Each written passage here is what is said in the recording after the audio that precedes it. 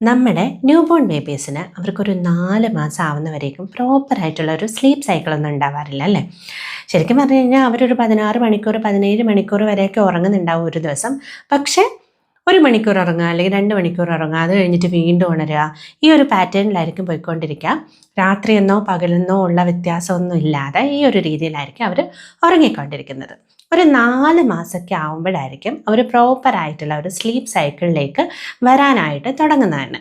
അപ്പോൾ ഈ ഒരു സമയത്ത് നമ്മൾ ശ്രദ്ധിക്കേണ്ട ഏറ്റവും പ്രധാനപ്പെട്ട ഒരു കാര്യമാണ്, വളരെ ചെറുതായിട്ടുള്ള ഒരു കാര്യം തന്നെയാണെങ്കിലും ഇത് കുട്ടികളുടെ ഒരു സ്ലീപ്പ് സൈക്കിൾ റെഗുലർ ആക്കാൻ വളരെ അധികം ഹെൽപ്പ് ചെയ്യുന്ന ഒരു കാര്യം തന്നെയാണ്. അതെന്താണെന്ന് വെച്ച് കഴിഞ്ഞാൽ നമ്മുടെ കുഞ്ഞുങ്ങൾ രാത്രിയിൽ നമ്മൾ ചിലപ്പോൾ അവർക്ക് പാൽ കൊടുക്കുന്ന സമയത്ത് അവരോട് സംസാരിക്കുന്നുണ്ടാവും, അല്ലെങ്കിൽ ഡയപ്പർ ചെയ്യുന്ന സമയത്തൊക്കെ നമ്മൾ അവരോട് സംസാരിക്കുന്നുണ്ടാവും. അപ്പോൾ ഈ ഒരു സംസാരിക്കുന്നതിന് നമുക്ക് പ്രശ്നമൊന്നുമില്ല. പക്ഷേ നമ്മൾ സംസാരിക്കുന്ന വോയിസ് വളരെ മൈൽഡായിട്ടും സോഫ്റ്റായിട്ടും വേണം അവരോട് സംസാരിക്കാനായിട്ട്. നമ്മൾ ഒരുപാട് അവരെ എക്സൈറ്റ് ചെയ്യുന്ന പോലെയോ അല്ലെങ്കിൽ അവരുടെ കൂടെ കളിക്കുന്ന പോലെയോ ഒന്നും സംസാരിക്കാനായിട്ടോ അല്ലെങ്കിൽ ആ ഒരു അന്തരീക്ഷം ക്രിയേറ്റ് ചെയ്യാനായിട്ടോ പാടില്ല.